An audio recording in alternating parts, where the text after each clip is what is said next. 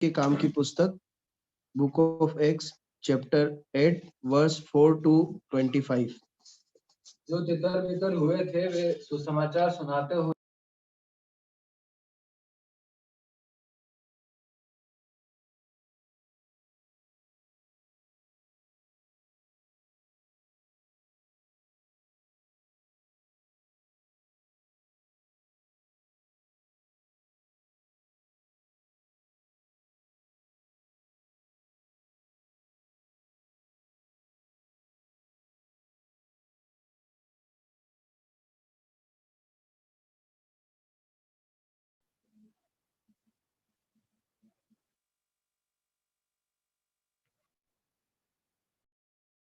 को चकित करता था और अपने आप को कोई बड़ा पुरुष बनाता था, और सब छोटे से बड़े तक उसे मान कर कहते थे कि ये मनुष्य परमेश्वर की वह शक्ति है जो महान कहलाती है।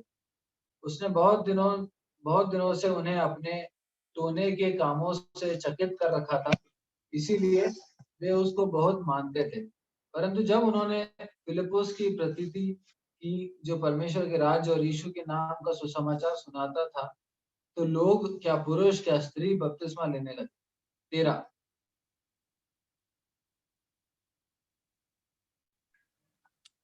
तब शिमोन ने स्वयं भी विश्वास किया और बपतिस्मा लेकर फिलिप्पुस के साथ रहने लगा। वह चिन्ह और बड़े बड़े सामर्थ के काम होते देखकर चकित होता था। जब प्रेरितों ने जो यरूशलेम में थे सुना कि सामरियों ने परमेश्वर का वचन मान लिया है, तो पतरस और यूहन्ना को उनके पास भेजा।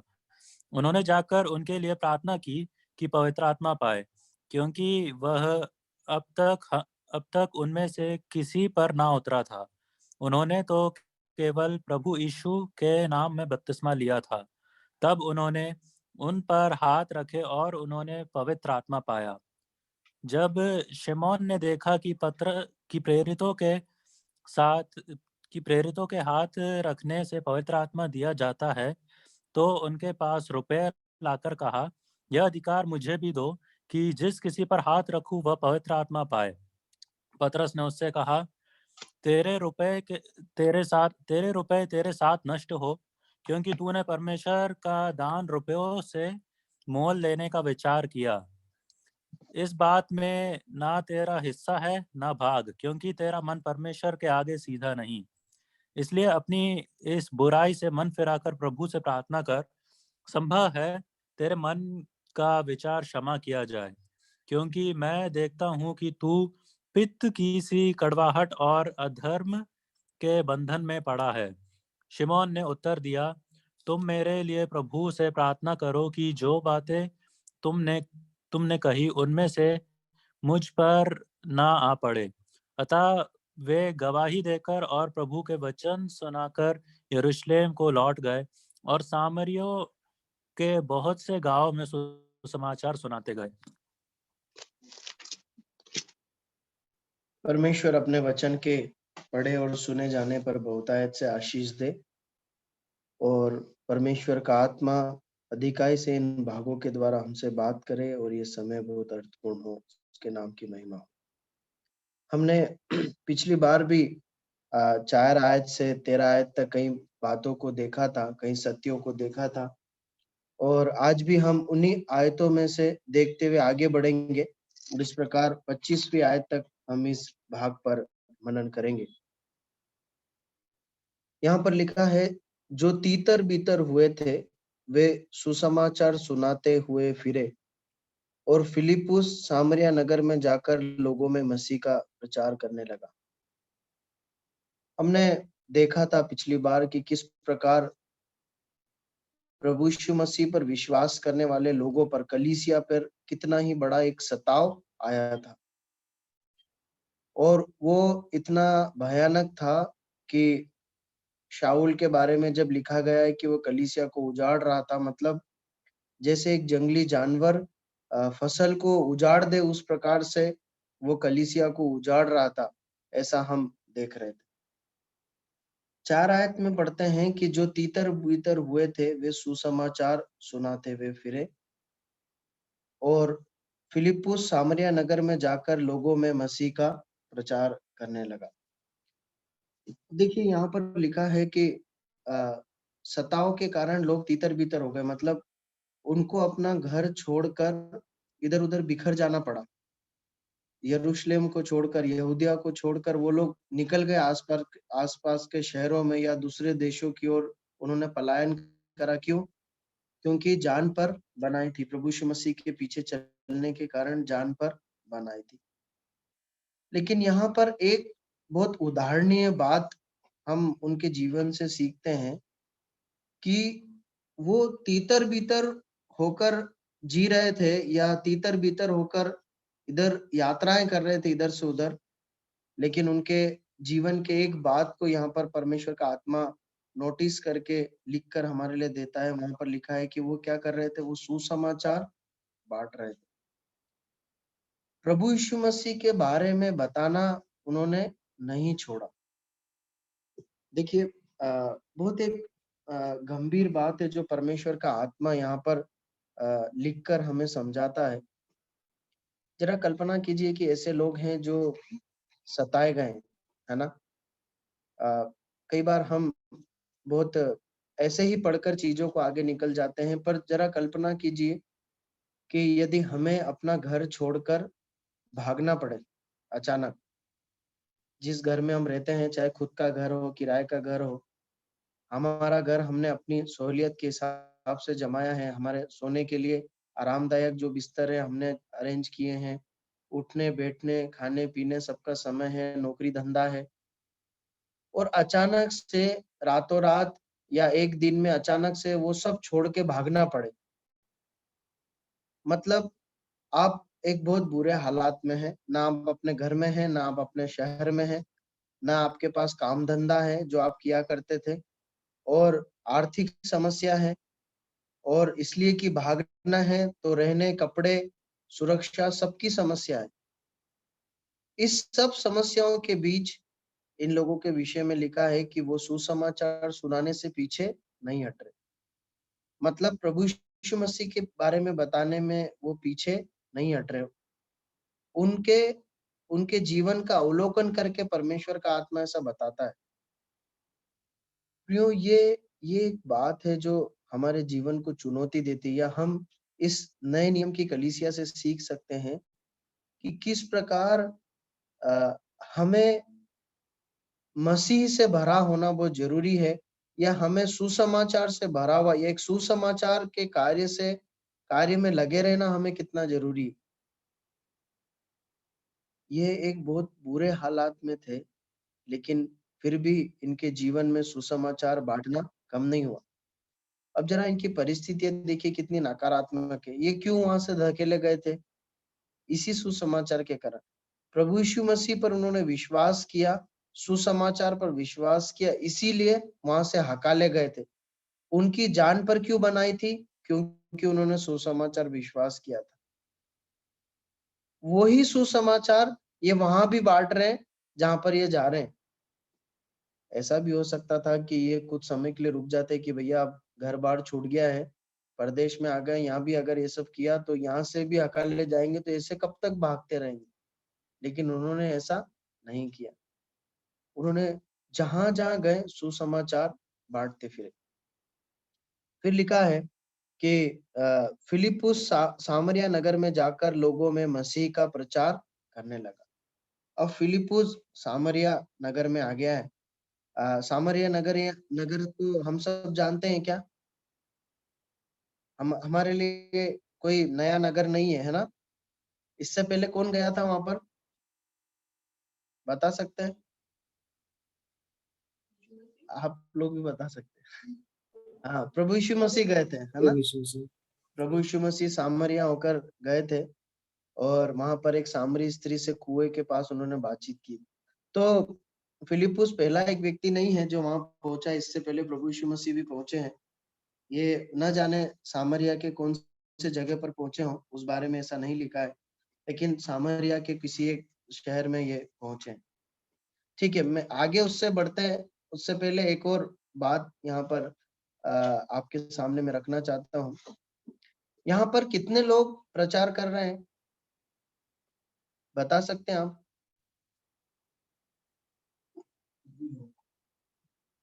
कुछ संख्या बता सकते हैं कितने लोग सुसमाचार प्रचार कर रहे हैं?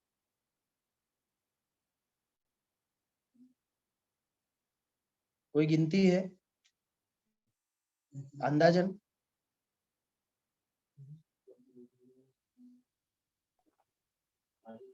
सारे विश्वासी।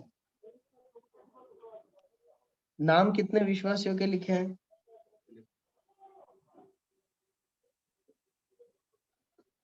आप लोग हैं क्या मेरे साथ? एक विश्वासी का नाम लिखा है। हाँ, एक विश्वासी का नाम लिखा है, लेकिन सुसमाचार बांटने वाले कितने? बहुत सारे। क्योंकि वहां पर लिखा है जो तीतर बितर हुए थे, मतलब जितने लोग अपने विश्वास के कारण एक भटकता हुआ जीवन जी रहे थे, तीतर बितर होकर जी रहे थे, सब जन सुसमाचार बांट रहे थे। लेकिन परमेश्वर के आत्मा ने नाम किसका लिखा है? एक व्यक्ति का नाम लिखा है, क्योंकि उसके बारे में आगे कुछ और वर्णन है। एक बहुत बड़ी सच्चाई हमें यहाँ समझने को मिलती है। देखिए, जरूरी नहीं है कि जब आप प्रभु यीशु मसीह के लिए अपना जीवन जी रहे हो ना, तो आपको लोग एक्नॉलेज करें या लोग आपकी तारीफ करें, लोग आपको नोटिस कर पाए कि हाँ भैया, ये फलाना बहन है, फलाना भाई है, ये बहुत अच्छा आत्मिक जीवन जी रहा है, ये विश्वास में मजबूत है, ये पवित्रता में समझौता नहीं करता और ये सुसमाचार बांटता है।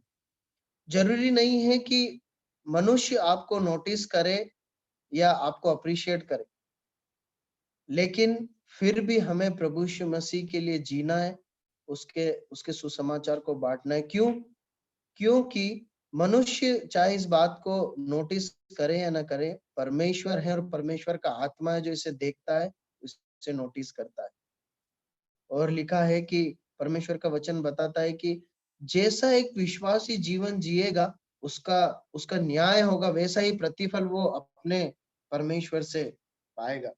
यहाँ पर लिखा है जो तीतर बुतर हुए थे सभी लोग ऐसा कर रहे थे, लेकिन नाम केवल फिलिप्पुस का दिया है। ऐसे ही कई यदि हम इब्रानियों की पुस्तक में कई विश्वास के वीरों के बारे में अगर पढ़ते हैं, तो वहां पर कई विश्वासियों के नाम लिखे गए। उसके बाद एक ऐसी लिस्ट है जहां पर लिखा है कि वो लोग भेड़ों की खाले ओढ़कर फिरते रहे और आरे से चीरे गए। बाइबल में ऐसा कोई वर्णन आपको मालूम है जहां पर लोग आरे से चीरे गए हो? कोई व्यक्ति का नाम बता सकते हैं? पढ़ा है क्या आपने? कम से कम आप हाँ ना बोले तो मैं आगे बढ़ू। नहीं है ना? मुझे भी ऐसा कुछ रिकॉर्ड मिला नहीं बाइबल में। मतलब क्या है, कुछ लोग ऐसे हुए हैं जो यीशु मसीह के नाम के कारण आरे से भी चीरे गए हैं। तो कहने का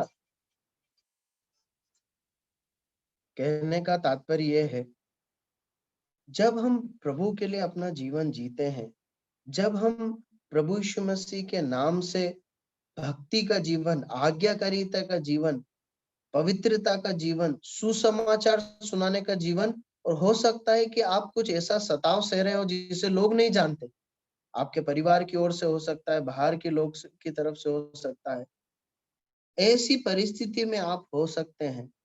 जरूरी नहीं है कि इसका अप्रिशिएशन आपको इस धरती पर मिले, लेकिन परमेश्वर का वचन बताता है कि स्वर्ग में इसके लिए एक बड़ा प्रतिफल है। स्वर्ग में परमेश्वर ने इसके लिए एक बड़ा प्रतिफल रखा है। देखिए, एक आयत पढ़िए इसको समझने के लिए, रोमियो 8 का 18 पढ़िए। क्या लिखा है? जल्दी से जिन्हें मिले पढ़े, रोमियो 8 का 18।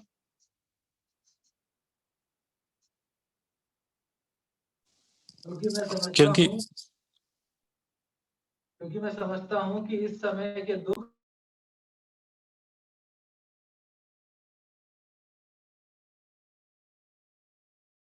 क्या लिखा है कि जो क्लेश हम प्रभु यीशु मसीह के लिए सहते हैं, वो तुलना की गई है कि किस उस महिमा को जो प्रभु यीशु मसीह के लोग पाएंगे, उसके आगे कुछ भी नहीं। देखिए, परमेश्वर का वचन सत्य वचन है। परमेश्वर का वचन बताता है कि यदि आप क्लेश सह रहे हैं ना, और चाहे वो कितना ही बड़ा क्लेश या दुख आपको क्यों नहीं लगता हो, प्रभु यीशु मसीह के लिए जीने के लिए, सुसमाचार सुनाने के लिए, उसकी गवाही देने के लिए अगर जो कुछ भी आप सह रहे हैं वो चाहे कितना ही बड़ा क्यों ना हो, वो उस महिमा से छोटा है जो आप पाएंगे। प्रियो, परमेश्वर का धन्यवाद हो, परमेश्वर का धन्यवाद हो कि परमेश्वर की ये बहुमूल्य प्रतिज्ञाएं परमेश्वर ने अपने वचन में दी है, ताकि हम बहुत ही हियाव के साथ, आशा और हिम्मत के साथ उसके नाम की महिमा के लिए जी सके। ठीक है, आगे बढ़ते हैं। अब फिलिपुस सामरिया में आ गए हैं, जहां पर एक बार प्रभु यीशु मसीह भी गए थे, और वहां पर वो लिखा है कि मसीह का प्रचार करने लगे। उसके बाद 6 और 7 आयत पढ़ लीजिए।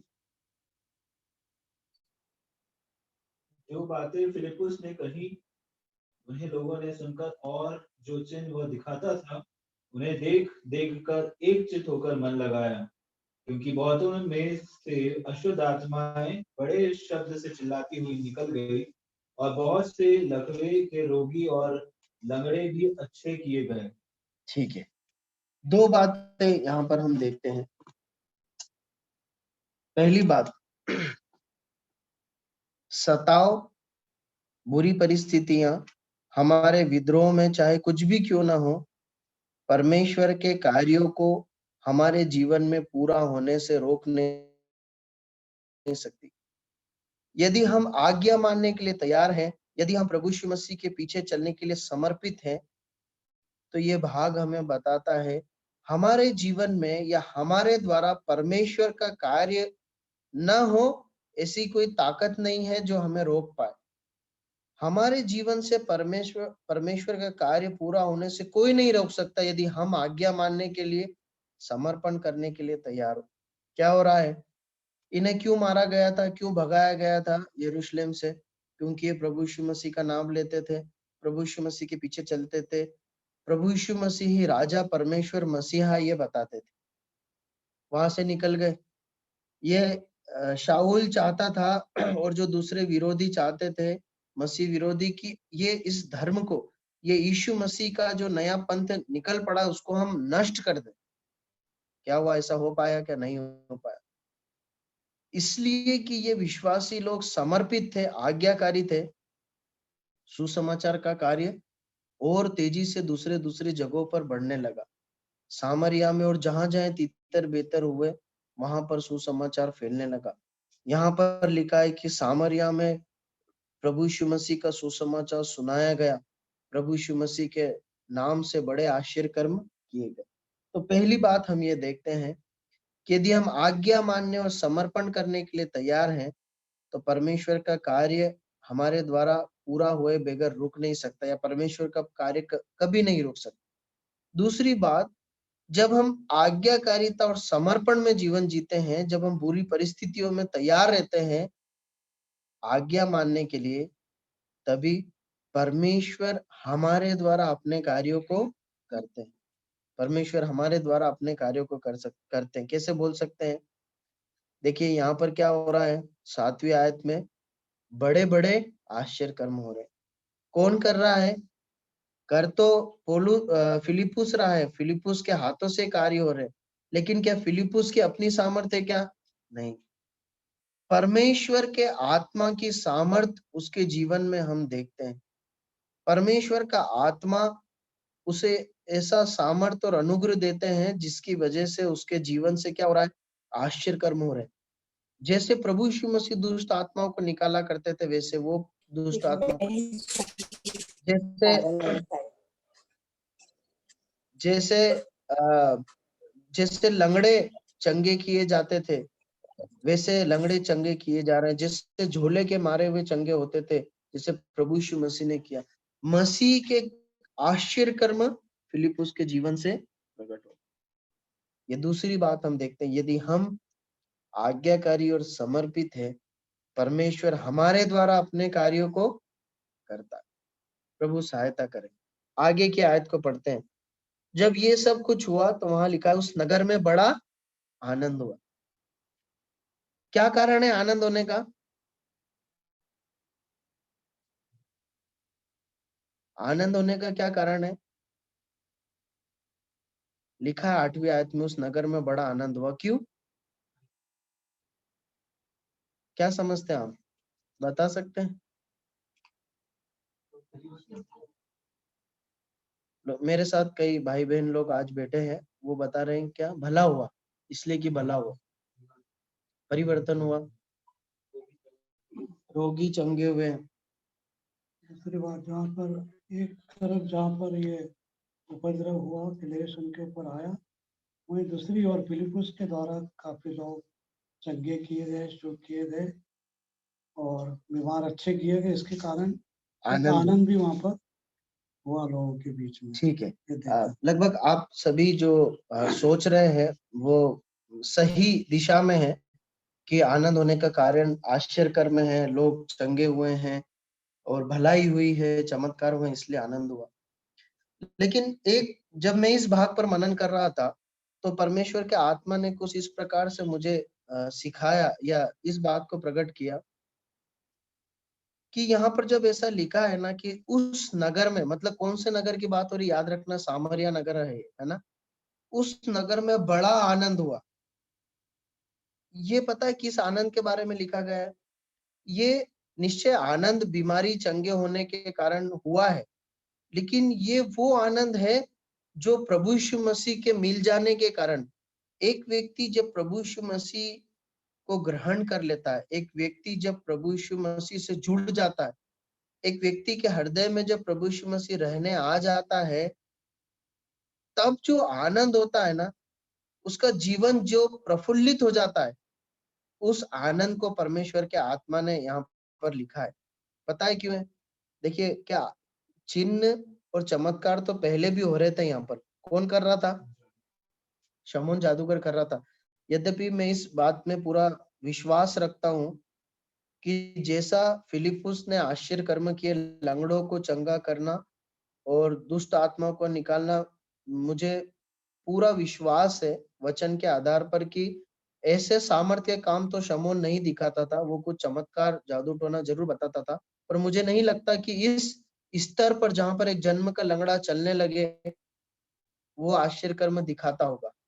तो निश्चय आश्चर्य कर्म भी आनंद का कारण रहे होंगे, लेकिन प्रभु यीशु मसीह के जीवन में आ जाने से उन लोगों के जीवन में जो आनंद हुआ उसे परमेश्वर के आत्मा ने यहाँ लिखा है। ऐसा क्यों है पता है? एक आयत को पढ़िए, लूका रचित सुसमाचार उसका 2 अध्याय और 10 आयत। लूका 2 का 10 पढ़े।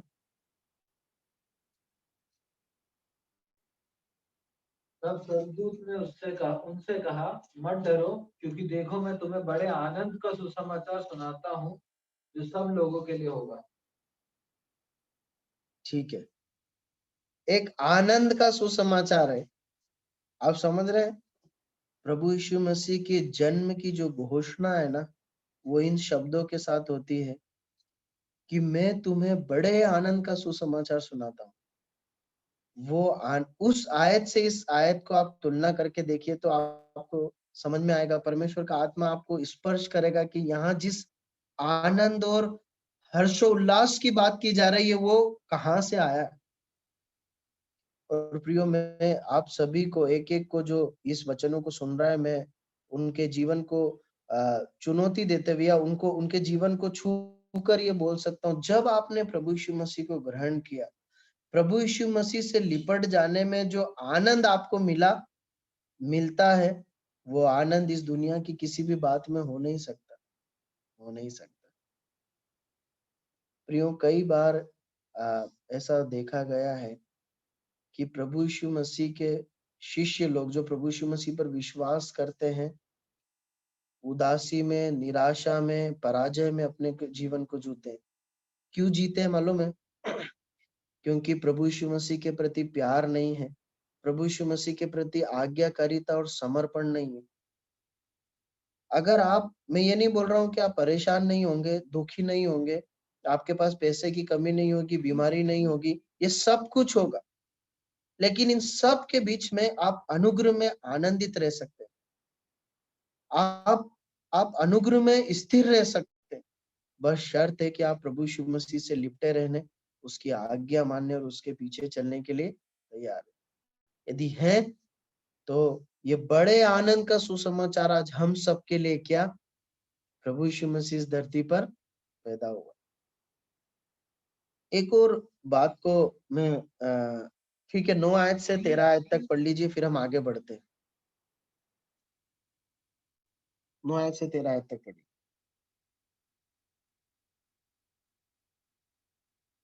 इससे पहले उस नगर में शिमोन नामक एक मनुष्य था जो जादू टोना करके सामरिया के लोगों को चकित करता और अपने आप को एक बड़ा पुरुष बताता था।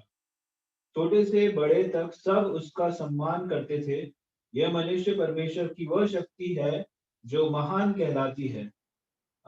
उसने बहुत बहुत दिनों से उन्हें अपने जादू के कामों से चकित कर रखा था, इसलिए वे उसको बहुत मानते थे।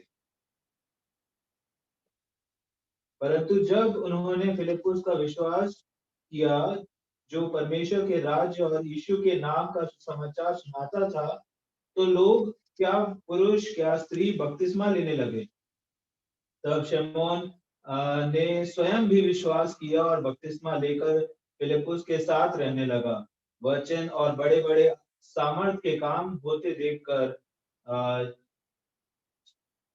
चकित होता था। ठीक है। देखिए यहाँ पर अनेक बातों को हम सीखते हैं। कुछ बातें पिछली बार देखी, कुछ बातें आज हम देखेंगे। एक बात को समझ लीजिए, इन आयतों के वचन के आधार पर एक सच्चाई परमेश्वर का आत्मा हमें सिखाता है कि चमत्कार अन्य जाति लोग भी कर सकते हैं। मतलब जो लोग प्रभु यीशु मसीह पर विश्वास नहीं करते हैं, वो लोग भी आश्चर्य कर्म, चिन्ह, चमत्कार कर सकते हैं दुष्ट आत्माओं की ताकत या अपनी ताकत या सामर्थ्य से। आप समझ रहे हैं इस बात को? यहाँ पर एक व्यक्ति है जिसका नाम है शमौन। वो परमेश्वर के आत्मा की ताकत से नहीं, प्रभु यीशु मसीह की ताकत या सच्चे परमेश्वर की ताकत से नहीं, परंतु अपने जादू टोने, काले जादू और दुष्ट आत्माओं की ताकत से कुछ चमत्कार करता था। देखिए परमेश्वर का वचन बताता है कि ये संभव है कि प्रभु यीशु मसीह के पीछे न चलने वाले धर्म गुरु या व्यक्ति भी बड़े चिन्ह दिखा सकते हैं, जैसा यहाँ पर शमौन दिखा रहा है। चिन्ह दिखाने वाला व्यक्ति परमेश्वर है या परमेश्वर का सच्चा भक्त है, ये जरूरी नहीं है। इस बात को आप नोट कर लीजिए। आप में से जो लोग नए विश्वास में हैं, जिन्होंने अभी प्रभु यीशु मसीह को जाना, इस बात को सीखिए कि चमत्कार करने वाला परमेश्वर हो ये जरूरी नहीं है। आप समझ रहे हैं इस बात को? बाइबल बहुत स्पष्ट रीति से बताती है। आपको ध्यान है जब मूसा फिरौन के पास गया तो फिरौन के सामने उसने मूसा ने अपनी लाठी फेंक दी। फिरौन ने कहा कि मैं कैसे जानूं कि तुम्हें परमेश्वर ने भेजा है, क्या चिन्ह है? परमेश्वर ने कहा, वो लाठी फेंक दी मूसा ने, वो क्या बन गई? सांप बन गई। फिर क्या हुआ? फिरौन के जादूगरों ने लाठी फेंकी, क्या हुआ? वो भी सांप बन गई। आप समझ रहे हैं इस बात को? फिरौन के जादूगर भी लाठी को सांप में बदल पाए, लेकिन सच्चा परमेश्वर किसके साथ था? मूसा के साथ था। बाद में क्या होता है? मूसा की लाठी सारी दूसरी लाठियों को निगल लेती है। मतलब मूसा की लाठी से जो सांप बना था वो उन लाठियों को निगल लेता। ठीक इसी प्रकार एक, यदि आप नोट कर रहे हैं तो एक आयत नोट कर लीजिए, प्रकाशित वाक्य की पुस्तक, उसका 13 अध्याय, उसकी 11 से 15 आयत। आप पढ़िए मत, अगर आप नोट कर रहे हैं तो नोट करिए ताकि आपको चेन रेफरेंस मिल सके इस बात को समझने के लिए। रेवलेशन चैप्टर 13 वर्स 11 to 15, प्रकाशित वाक्य की पुस्तक, रेवलेशन 13 अध्याय 11 से 15। वहां पता है क्या लिखा है? वहां पर जो ख्रिस्ट विरोधी, प्रभु यीशु मसीह के विरोधी का जो अभिषिक्त है, मतलब उसका जो दाहिना हाथ है ऐसा बोल सकते हैं, उसका जो नेता है, उसके पास इतनी सामर्थ्य है कि वो मूर्तियों में भी बोलने की शक्ति को डाल देता। ये आने वाले समय में होगा, भविष्य की घटनाओं के बारे में लिखा है कि मूर्तियां भी बोलने लगेगी। प्रियो, इसलिए कि ये वचन हमारे लिए लिखा गया है, हम इसे याद रखें कि ऐसा हो सकता है कि आपके आंखों के सामने अनेक चमत्कार करें लोग, लेकिन विश्वास से भटकना नहीं है, विश्वास से भटकना नहीं है। देखिए परमेश्वर का वचन बताता है अन्य जाति लोग चमत्कार कर सकते हैं, लेकिन अनंत जीवन केवल प्रभु यीशु मसीह ही दे सकता है। छुटकारा केवल प्रभु यीशु मसीह दे सकता है। लूका 2:11 पढ़िए, क्या लिखा है? अभी हमने पढ़ा था 2:10, 2:11 पढ़िए, क्या लिखा है? लूका 2:11, 2:10 में हमने लिखा था एक बड़े आनंद का सुसमाचार सुना था। क्या है सुसमाचार? 2:11 पढ़िए। कि आज दाऊद के नगर में तुम्हारे लिए एक उद्धारकर्ता जन्मा है, यह वही और यही मसीह प्रभु है। देखिए कौन जन्मा है? चमत्कार करने वाला, लंगड़ों को चलने वाला, देखिए सामर्थ्य देने वाला नहीं। आप समझ रहे हैं इस बात को? देखिए ये है सुसमाचार। जब परमेश्वर का वचन सुसमाचार बताता है तो ये है सुसमाचार, ये है जीवन। उद्धारकर्ता जन्मा है जो पापों से मुक्ति देता है, जो मनुष्य के पाप से होने वाले दुख और कलुषितता को छीनकर उसे आनंदमय जीवन देता है, उसे पाप से छुड़ाकर अनंतता का जीवन देता है। उद्धारकर्ता होकर जन्मा, न कि चमत्कार दिखाने वाला होकर जन्मा। प्रभु यीशु मसीह चमत्कार दिखाने वाला होकर नहीं पैदा हुआ था, लेकिन उद्धारकर्ता बनकर पैदा हुआ था। तो मेरे भाई बहनों, एक सत्य है जो यहाँ पर लिखा गया है, हमें समझना है। चमत्कार को नमस्कार नहीं करना, प्रभु यीशु मसीह के पीछे चलना है, प्रभु यीशु मसीह की आज्ञाओं को मानना है। दूसरी बात, यहाँ पर दो व्यक्तियों का अवलोकन किया गया है। जीवन चित्रण को हम देखते हैं, एक है फिलिपुस और एक है शमौन जादूगर। इनमें बहुत सारी समानता है, मालूम है इनके जीवन में। आप बता सकते हैं अगर बाहरी रूप से देखें तो बता सकते हैं इनकी समानताएं क्या है जीवन में? बाहरी रूप से दोनों आश्चर्य कर्म करते थे, दोनों से लोग प्रसन्न थे, दोनों की गवाही ऐसी थी कि भैया दोनों को लोग परमेश्वर की ओर से समझते थे, है ना। और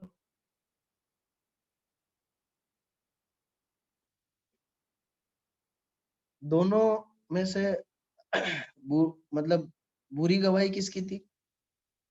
किसी की नहीं, है ना। शमौन भी विश्वास करके बपतिस्मा ले लिया, उसने भी, उसके पहले भी उसकी कोई बुराई के बारे में हम नहीं देख रहे हैं ना। देखिए बहुत बहुत बहुत बारीकी से परमेश्वर का वचन है ना, मनुष्य के जीवन को खोल के दिखाता है।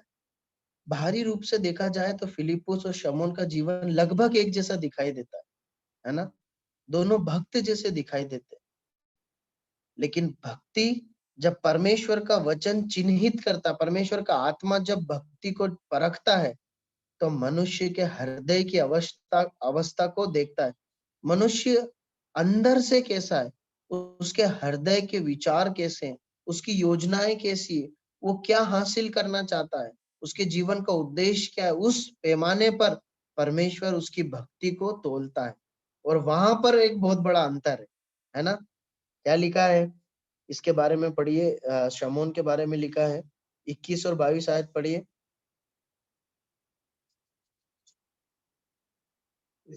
इस बात में ना तेरा हिस्सा है क्योंकि तेरा मन परमेश्वर के आगे सीधा नहीं, इसलिए अपनी इस बुराई से मन फिराकर प्रभु से प्रार्थना कर, संभव है तेरे मन का विचार क्षमा किया जाए। क्योंकि मैं देखता हूं कि तू पित्त की कड़वाहट और अधर्म के बंधन में पड़ा है। एक व्यक्ति जिसने प्रभु यीशु मसीह पर विश्वास करने का दावा किया है और बपतिस्मा भी लिया है, उसके बारे में परमेश्वर का आत्मा क्या बोल रहा है कि तू काय में पड़ा, अधर्म के बंधन में पड़ा हुआ है। देखिए इतना पाखंड भरा हुआ भी जीवन मनुष्य का हो सकता है। एक मनुष्य या मैं या हम इस पाखंड में भी जीवन जी सकते हैं कि हम अधर्म में, पाप में अपना जीवन जी रहे हो, लेकिन बाहर से जय मसीह की भाई, जय मसीह की बहन, कलीसिया में आना जाना, बाइबल, शायद बाइबल पढ़ना, प्रार्थना करना, सब चल रहा है, लेकिन अंदर से क्या है? अपनी मनमानी, पाप के साथ समझौता, अपनी इच्छाओं को पाप में पूरा करना, ये सब संभव है क्योंकि यहाँ एक व्यक्ति है जो ऐसा कर रहा है। उसका उसका बाहरी जीवन कुछ और है, पॉलिश किया हुआ है, और अंदर का जीवन कुछ और है। लेकिन भक्ति, सच्ची भक्ति और अधर्म प्रकट हो जाता है।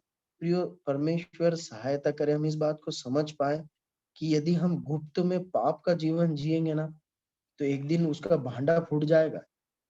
न केवल परमेश्वर उस बात को जानता है, पर जो विश्वासी लोग हैं एक दिन वो जानेंगे। प्रभु दया करे हमें से कोई इस प्रकार से लापरवाही से कभी अपने जीवन को न जिए। ठीक है, हम आगे बढ़ते हैं। अब देखिए यहाँ पर क्या हुआ है, 14 आयत पढ़ी, 14 और 15 आयत पढ़ी। जब प्रेरितों ने जो यरूशलेम में थे सुना कि सामरियों ने परमेश्वर का वचन मान लिया है, तो पतरस और यूहन्ना को उनके पास भेजा। उन्होंने जाकर उनके लिए प्रार्थना की कि पवित्र आत्मा पाए। ठीक है, अब देखिए यहाँ पर कुछ महत्वपूर्ण सिद्धांत है या शिक्षा है जो हमें समझना है। यहाँ पर जब ये सेवा हुई, जब सामरिया में प्रभु यीशु मसीह पर विश्वास किया गया लोगों के द्वारा, तो ये समाचार यरूशलेम में पहुंचा। यरूशलेम में कौन है? सारे प्रेरित लोग हैं, 12 चेले हैं। ठीक है, वो छोड़ के नहीं भागे थे, वो वहीं रुक गए थे, लेकिन अब वो अपनी सेवा के लिए वहां पर आ रहे हैं, है ना? कहाँ पे? सामरिया आ रहे हैं। कौन कौन आया? पतरस और यूहन्ना आए। वहां पर लिखा है कि उन्होंने हाथ रखे और प्रार्थना की, तब पवित्र आत्मा उन्हें मिला। यहाँ पर थोड़ा सा एक दुविधा हो सकती है या समझने में कठिन हो सकता है कि क्या मनुष्यों के हाथ रखने से, क्या चर्च के अगुवों, कलीसिया के अगुवों के हाथ रखने से पवित्र आत्मा मिलता है क्या? देखिए, जब हम कुछ भाग को पढ़ते हैं तो परमेश्वर के अन्य वचन के अन्य भागों से भी उसे समझना जरूरी है। पवित्र आत्मा विश्वासियों को दूसरे विश्वासी के हाथ रखने से नहीं मिलता, है ना? वो कैसे मिलता है? विश्वास के द्वारा मिलता है। देखिए इफिसियों की पत्री उसका 1 और 13 आयत पढ़े। इफिसियों 1 का 13।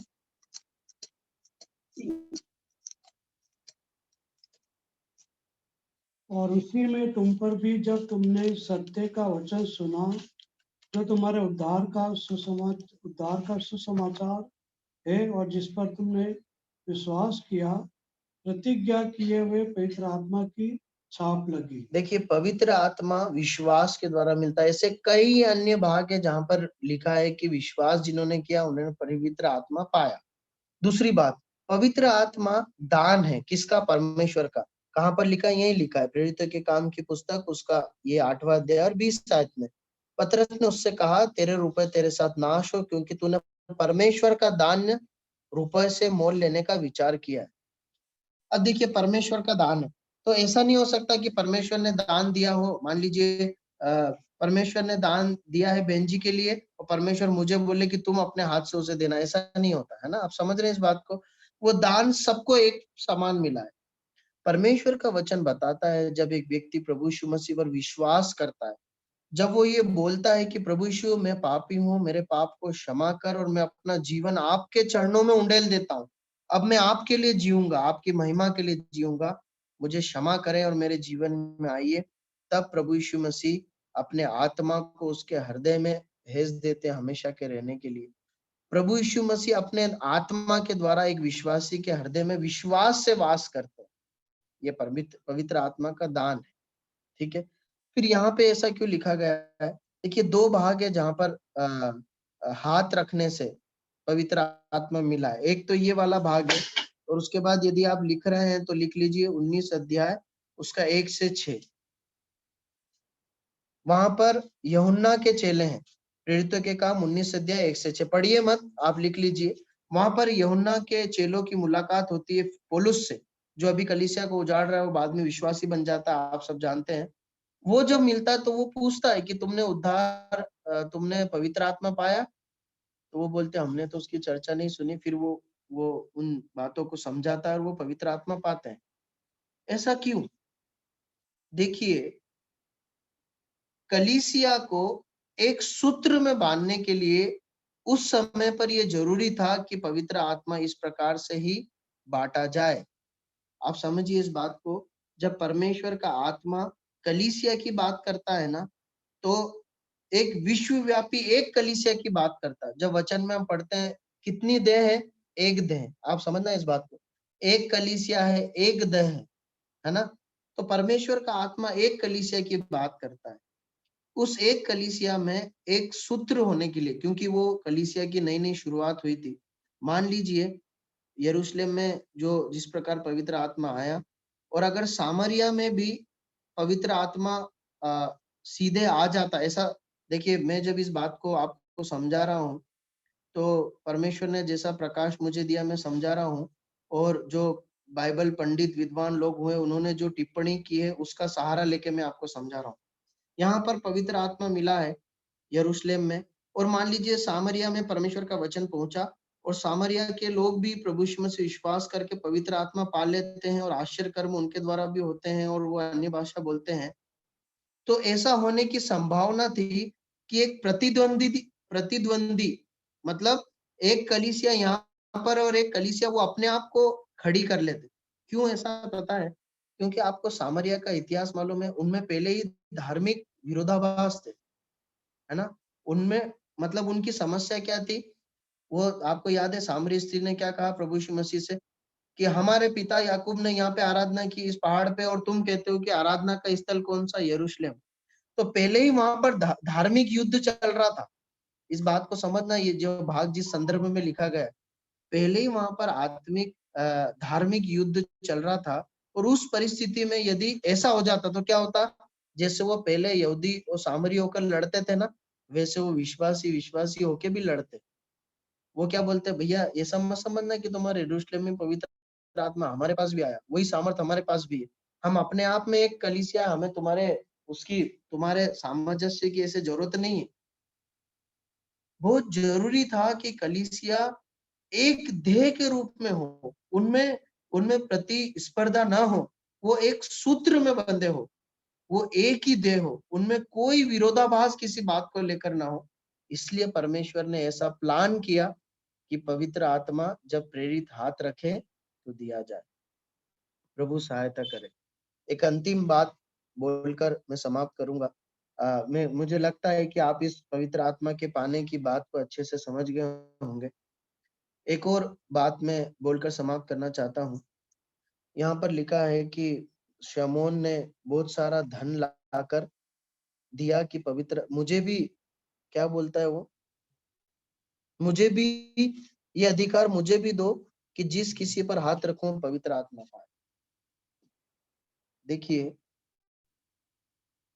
यदि आप परमेश्वर के कार्यों को अपने जीवन में होते देखना चाहते हैं ना, या आप परमेश्वर से कोई वरदान चाहते हैं, हो सकता है परमेश्वर की सेवा करना चाहते हो, आप चाहते हो मैं अच्छे से सुसमाचार बांटूं, मैं वचन बांटूं, मैं गीत गाऊं, मैं परमेश्वर के लिए एक अच्छा गवाह बनूं। आप अपने पैसे, बुद्धि, पढ़ाई, धन, दौलत, पोजीशन से कुछ नहीं कर सकते। जब तक आप परमेश्वर के घर में जन्म न लें और परमेश्वर के लिए एक समर्पित जीवन न जिए, तब तक आपके जीवन से कोई भी फल की और सामर्थ के कार्य की अपेक्षा हो नहीं सकती। इस बात को आप लिख लीजिए। परमेश्वर के हाथों में अगर सामर्थ के साथ उपयोग आना है ना, तो समर्पण का जीवन जीना है, भक्ति का, प्रेम का, पवित्रता का और आज्ञाकारिता का जीवन जीना है।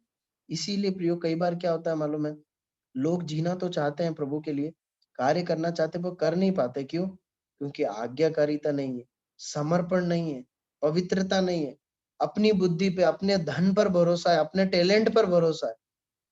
परमेश्वर को टैलेंटेड लोगों की नहीं, परंतु समर्पित लोगों की आवश्यकता है। प्रभु सहायता करे। हमारा वचन समय समाप्त हुआ। परमेश्वर अपने वचन को आशीषित कर दे और उसके नाम की महिमा। आमीन। कोई भी भाई प्रार्थना करे और सभा को समाप्त करे।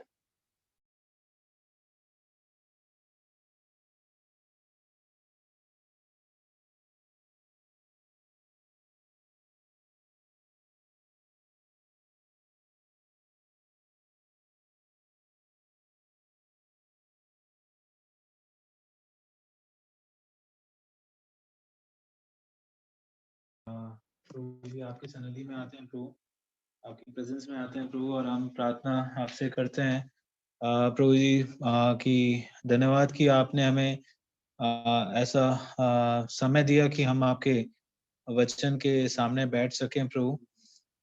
धन्यवाद प्रभु कि आपने हमें नया जीवन दिया प्रभु, और उस जीवन में प्रभु आपने भरपूरी का आनंद आपने हमें दिया है। आनंद का सुसमाचार हम तक पहुंचा प्रभु, और हमारा जीवन, हमारा प्राण और हमारी आत्मा प्रभु धन्यवादी है और आनंदित है प्रभु। हम आपके आभारी हैं प्रभु जी। हमें स्मरण दिलाया गया कि ये आनंद का समाचार है, और पहले शताब्दी में प्रभु जब विश्वासी सताए जाते थे, वे तितर बितर तो हुए, पर सुसमाचार फैलाते गए प्रभु। प्रभु आप उस वक्त उन पे भी अनुग्रह किया प्रभु, और